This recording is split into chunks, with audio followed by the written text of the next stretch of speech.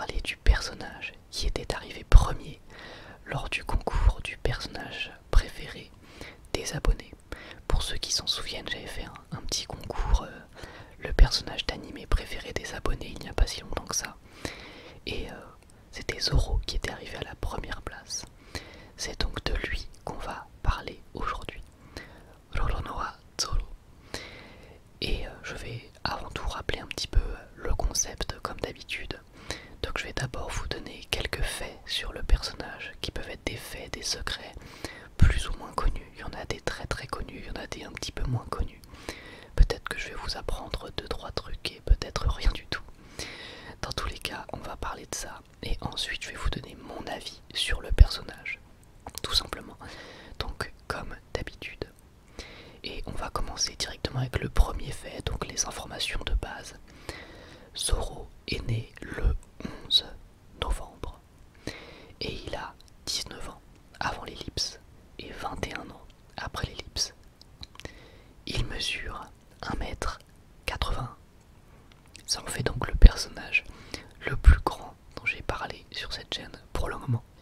Vous le savez, dans One Piece, il y a des primes qui permettent de déterminer la dangerosité d'un pirate, on va dire, la dangerosité d'un individu. Et Zoro, jusqu'à présent, il en a eu 3. Une première prime à 60 millions de berries, ce qui était déjà pas mal. Ensuite, il a eu une prime à 120 millions de berries. Et aujourd'hui, il a une prime à 320 millions de berries. Ce qui donc vous situe un petit peu la puissance et la dangerosité de Zoro au sein de l'équipage. D'ailleurs, Zoro est le tout premier membre à avoir intégré l'équipage des Mugiwara. Et il est le seul et unique membre que Luffy voulait recruter avant même de le rencontrer.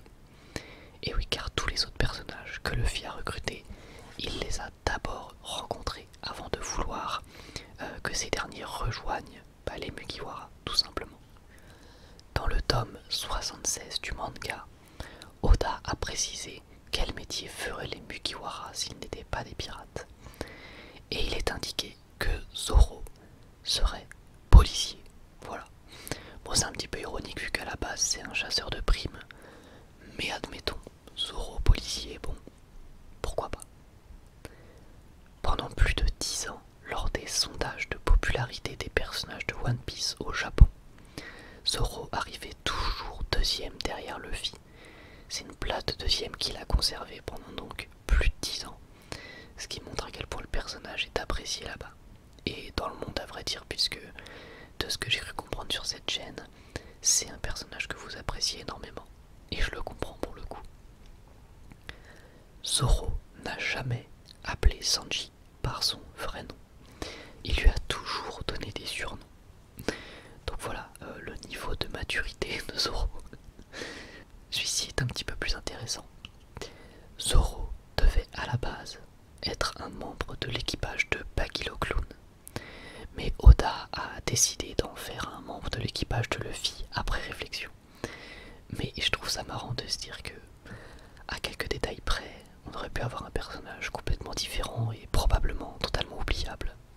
Comme pour beaucoup de personnages de One Piece, Zoro est inspiré d'un vrai pirate qui a réellement existé.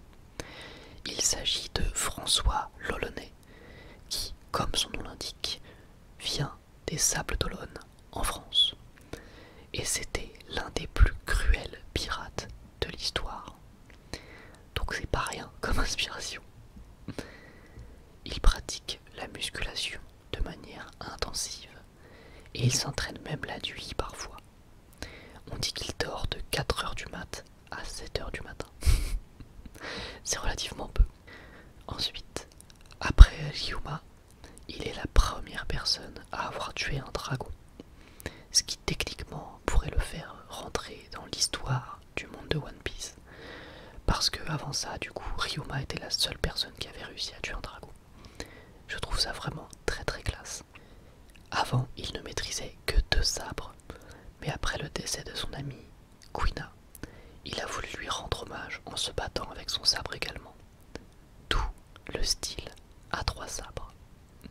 Et en parlant de ça, il est l'heure de s'attaquer au plus gros morceau de cette vidéo, à savoir les techniques de Zoro.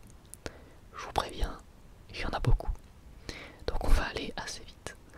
On a d'abord le Demon Slash Onikiri, Tiger Slash Doragari, Arcane des Trois Sabres, Moulinet Infernal, la Passe du Loup, le Dragon Slash, le Burning Demon Slash, les Cornes du Taureau, la Pince du Crabe, le Calibre 108, le Corbac Slash, le Taureau Démoniaque, les Cornes Imparables, l'Enbima, le Doubla Gorilla Slash, le Panzer Slash, la Coupe du Grand Bouddha, le Corbeau Gardien. Ensuite on a les techniques à deux sabres, le Falcon Wave, le Rhino Tourbillon, Yai découpe en un coup, Rashomon, le Calibre 72, la découpe Slash, la tour d'escalade, la réponse de la tour d'escalade, le Flash, le dessin de sable et le Demon Beer Slash. Ça c'était pour les techniques à deux sabres du coup. Et enfin les techniques à un sabre, le Calibre 36, Yai découpe en un coup, danse du lion, le dragon volant enflammé. Les techniques à 9 sabres, Kiki Kotoryu Ashura, Kyotoryu Ashura Ichibugin, Kyotoryu Ashura Makyusen. Ensuite on a toutes les attaques combinées. Donc on a le Gomu Gomu no Sanyaku Bandeho Canon, le Jackpot 600 millions de berry, le Big Emperor, l'armée de l'air Power Shoot, le Diable Jet Yakuachi Canon, l'armée de l'air Power Shoot Daigeken et le Knee Rush. Et ça c'était pour les techniques avant l'ellipse, car pour les techniques après l'ellipse, on a Rokudo no Tsuchi, Rokujo o Tatsumaki, Rengoku Onigiri, Extrême Griffe du Tigre, Senhachiju Bondoho, Ichidai Sanzen, Sanzen Sekai. Et là, c'était que les techniques à 3 sabres. Les techniques à 2 sabres après l'ellipse, le Calibre 720, Nigiri Door Climb Ripple. Les techniques à 1 sabre, Hidoryu Hiai, Shishishi Son, la danse de l'oiseau, le Calibre 360, le Taishin Kai, Ridoryu Baki, Ridoryu Hiryukahen. Et les techniques à 9 sabres, Kyutoryu Ashura Bakemojo no Tawa Mure. C'est du sport. Clairement, c'est du sport de devoir dire toutes ces techniques. J'espère avoir à peu près réussi. Bon, de toute évidence, il y en a juste beaucoup trop. Zoro devrait se calmer sur les techniques, vraiment. Ensuite, au niveau de ses armes, là il y en a un petit peu moins, mais il y en a quand même. Il a eu le Wado Ichimonji, le Yubashiri, le Sandai Kitetsu, le Shusui et le Enma, qui est celui qu'il a eu le plus récemment.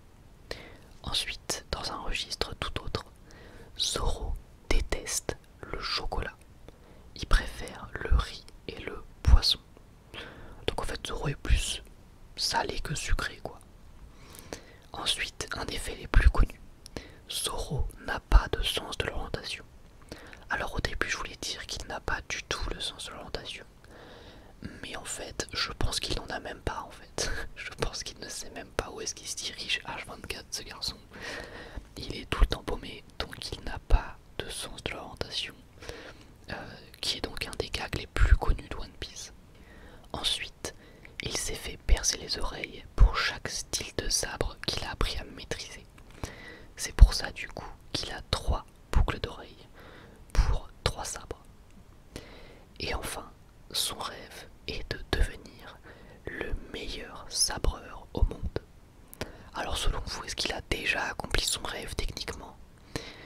Personnellement, je ne sais pas, c'est à vous de me dire. Donc maintenant, je vais vous dire ce que moi je pense de Zoro. Ça a toujours été un personnage que j'ai apprécié, tout simplement parce qu'il dégage évidemment beaucoup de charisme.